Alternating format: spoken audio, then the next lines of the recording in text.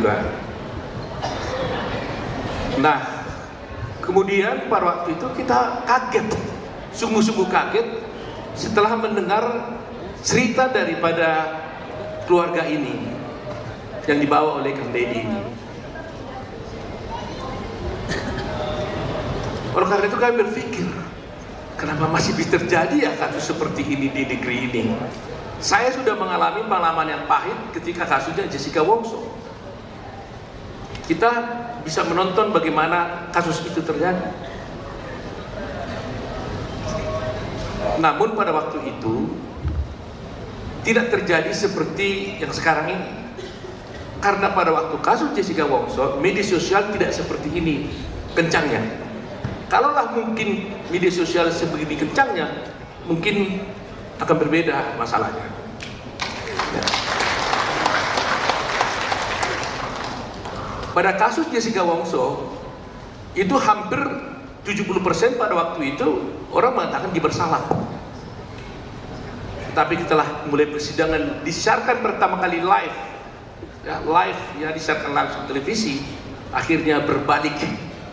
Jadi 70 orang, saya katakanlah taksir 70% mengatakan dia tidak bersalah, 30% mungkin dia benar bersalah, walaupun formalnya mengatakan bahwa dia dinyatakan bersalah oleh putusan pengadilan. Dan sebagai informasi saya sampaikan bahwa dalam waktu dekat ini, mungkin minggu pertama, minggu kedua nanti di bulan Agustus ini, 2 minggu lagi paling lambat, kami akan mengajukan PK terhadap Jessica Wongso.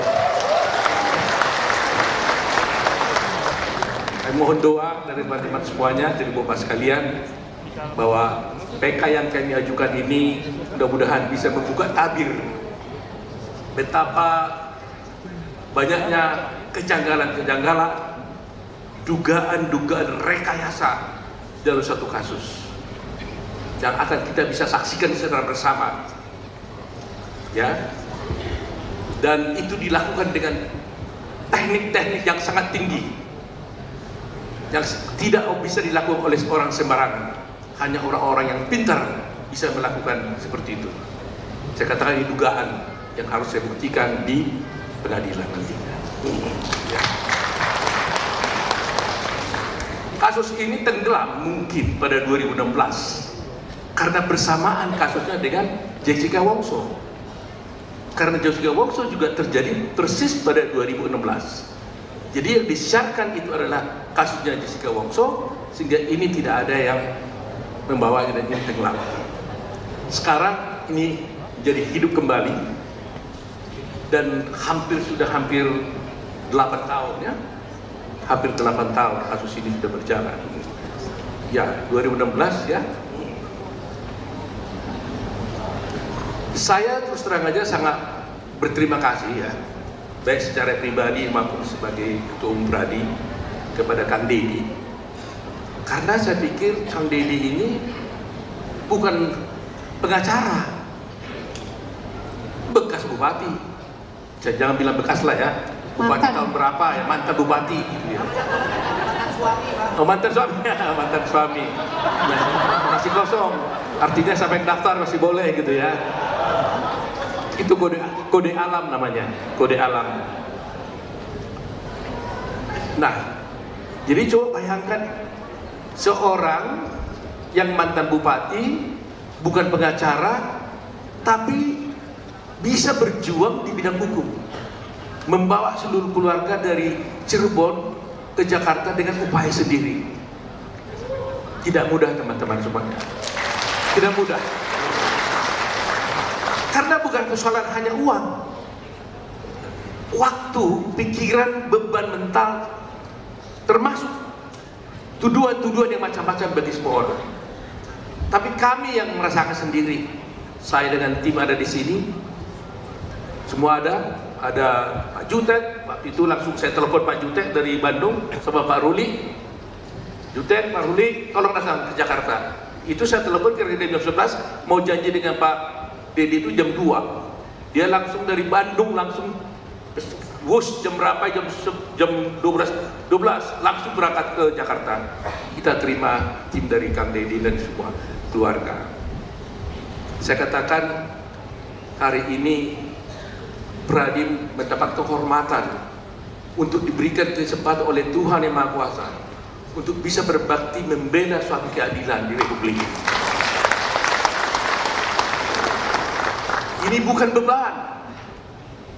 Ini tanggung jawab kami sebagai beradi. Ini kehormatan kami untuk membela rakyat-rakyat yang tertindas.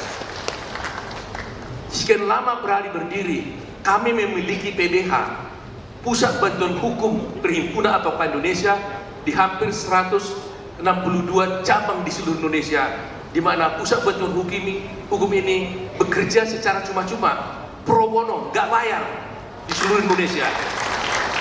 Tapi kali ini langsung kami DPN turun tangan menangani kasus ini, tidak lagi hanya diberikan pada cabang-cabang BBH, tapi DPN secara institusi melakukan pembelaan terhadap kasus ini karena melihat bahwa beban yang dialami oleh para terpidana, oleh Kang Deddy dan teman-teman semuanya terlalu besar.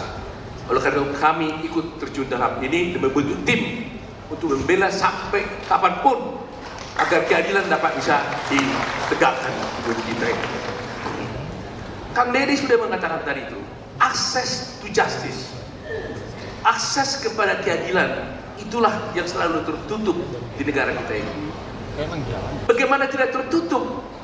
Jangankan dia membayar pengacara, mengetuk kantor pengacara pun masyarakat belum tentu tahu caranya. Bertemu dengan advokat pun bagaimana caranya pun dia tidak tahu. Dan siapa dan apa yang dimaksud dengan advokat pun mereka belum tentu tahu. Yang mana seharusnya inilah tanggung jawab negara.